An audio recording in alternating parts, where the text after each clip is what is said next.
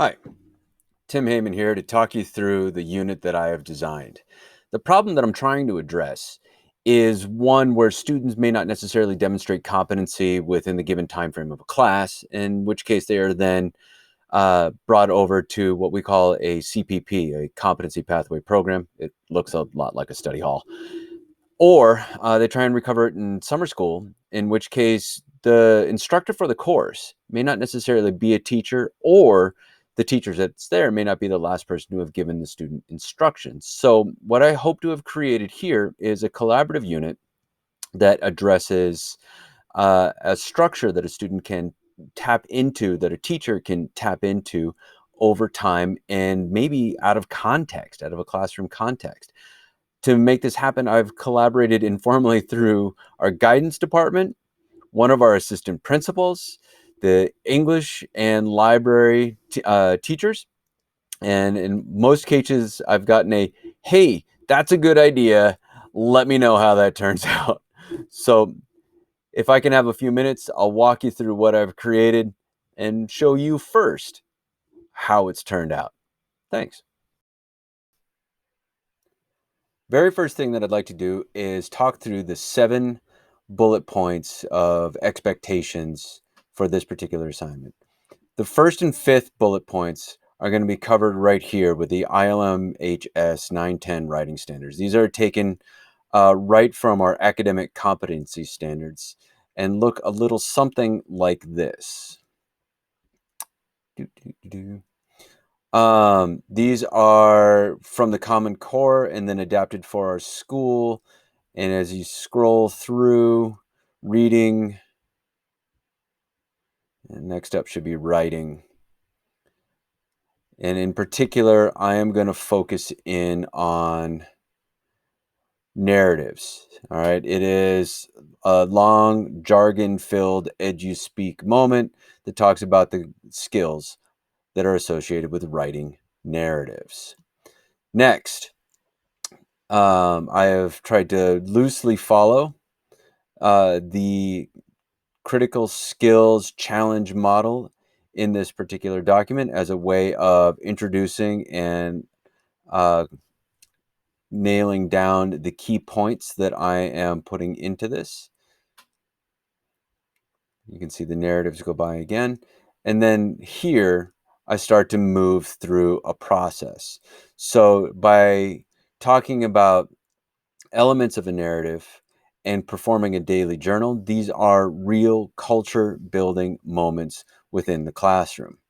Furthermore, when I address the UDL and the SAMR models, I tried to color code those moments here on the side that are similar to the document that we were given, so that there's a color match there as well, and little annotations on the side.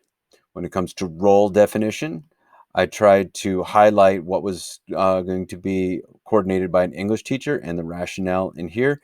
And I've also tried to sneak in the ITSE standards as well for where that would fit in. Let's see. Furthermore, there we go. So I had an English teacher one, and then this is a library media specialist piece right in here. And then finally, I think at this point I've now covered 1, 2, 3, 4, 5, 6, and then the last one is at the end of each product would be where you would find an assessment rubric.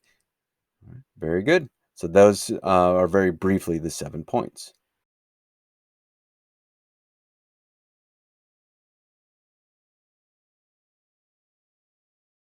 All right, very good.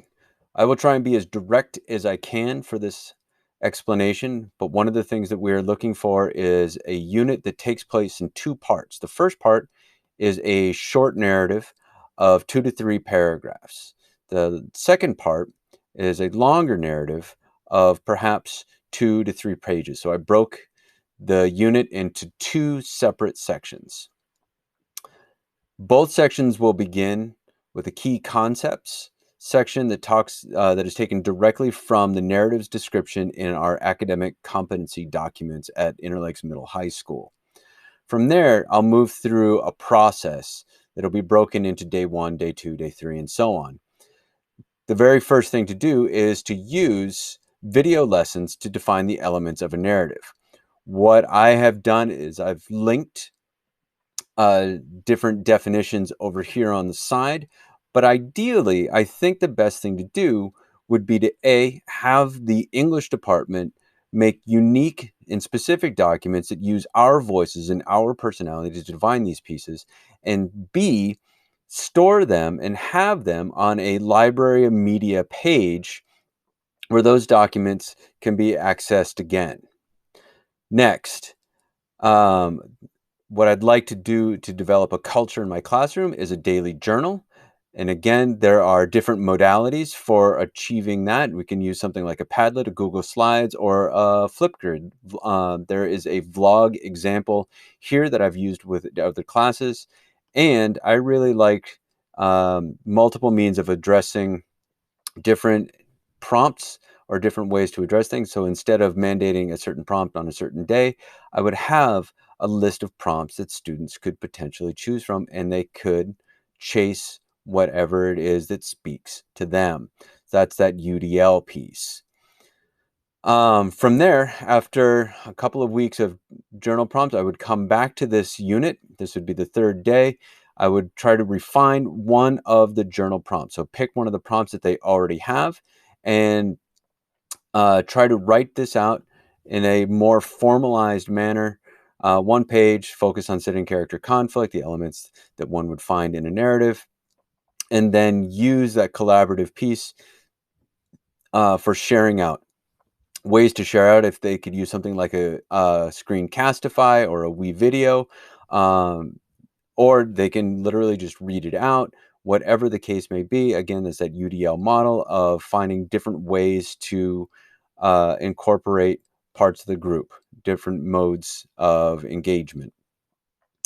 I think this might be a good spot for the library media specialist to jump in and use a sub-lesson on some of these particular tools, because these would be tools that they could use not only in English, but social studies and science as well.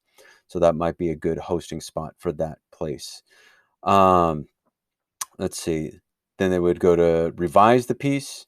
And then after a revision based on feedback that they have received by sharing into small groups of maybe 2, 4 max, they could then resubmit the piece for a final production. The library media specialist could do a video refresher of something like a WeVideo that they would have seen probably 3 to 5 years prior in their training in maybe the elementary and middle school. There is a tech integrator that has served that role. So that would be the basis. Daily journal, refine one journal piece to a formalized piece that would then be evaluated using a rubric. Here, this is a more sophisticated extension of that idea.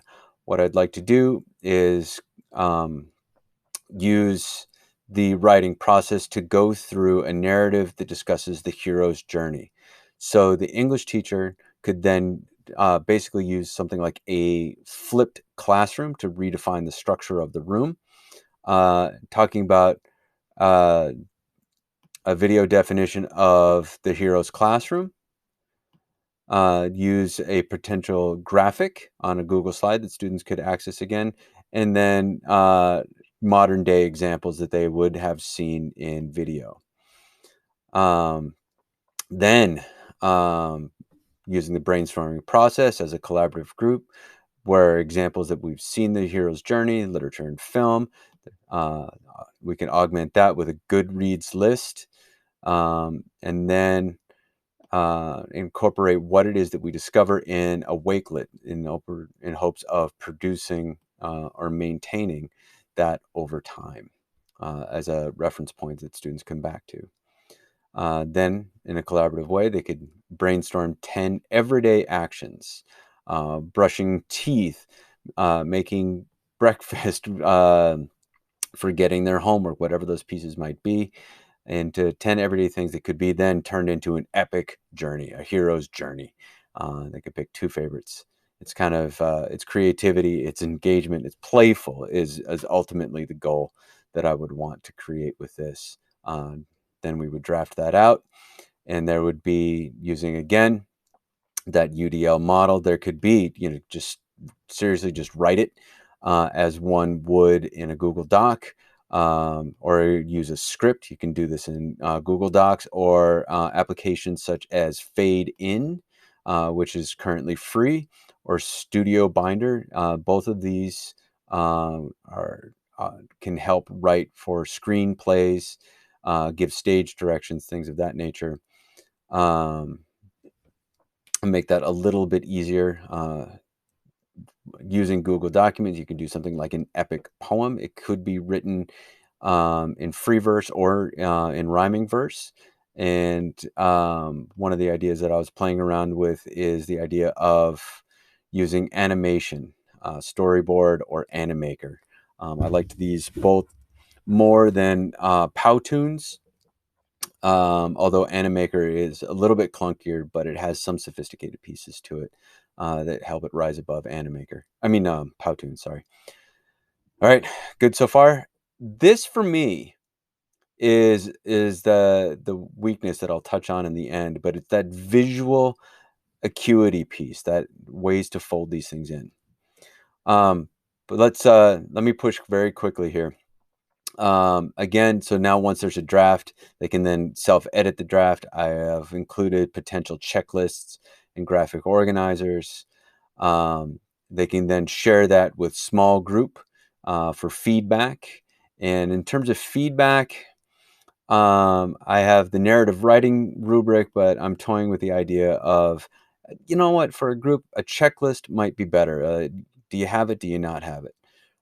Based on that, they can edit and revise as per the writing process, and then a final piece could then be submitted using whatever form they had chosen up here for sharing their thoughts.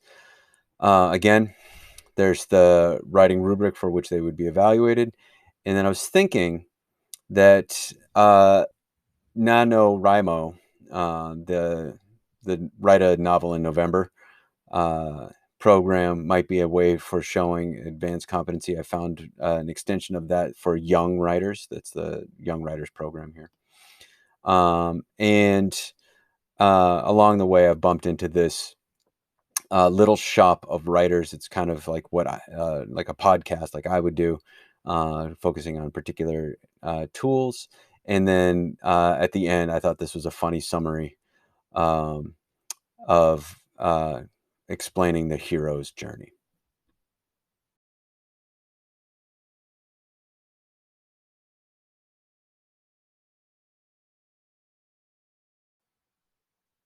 Hi, thanks for making it this far into the video. For me, this assignment was really hard because I went too big too early and dug myself into a hole where the original design had all three writing forms and the work that would go with it. And I found myself scrambling to find pieces that'll fit. The other piece that I found really difficult is with the timing and including people in collaboration. In the world of education, there were no shortage of people that were interested in collaborating. The question that I had was a question of time, what we can create in the time that's given. So I got a lot of, let's see what you got, and we'll see where that takes us. There was a lot of reserved voice for editorial at the end. So in conclusion, what I would like to do, knowing what I see here and what I like about what's already been created, is I would like to delve a little deeper into the journal prompt pieces and have some of those example resources, some of those example frameworks put into place. I think it would be fantastic to start a Padlet that somebody could steal, or a Google slideshow that somebody could steal, or those journal prompts where somebody could steal those pieces and reuse them so that they become usable in different English classrooms or in different environments. I'm not sure how to set that same framework for a vlog like I had exampled out using Flipgrid. However, I think that there is that potential there, but I just don't know what it is at this exact moment. So for now, this is what we have to work with, and I am excited to further refine some of the pieces that will go into it. Again, thanks for making it this far into the video explanation.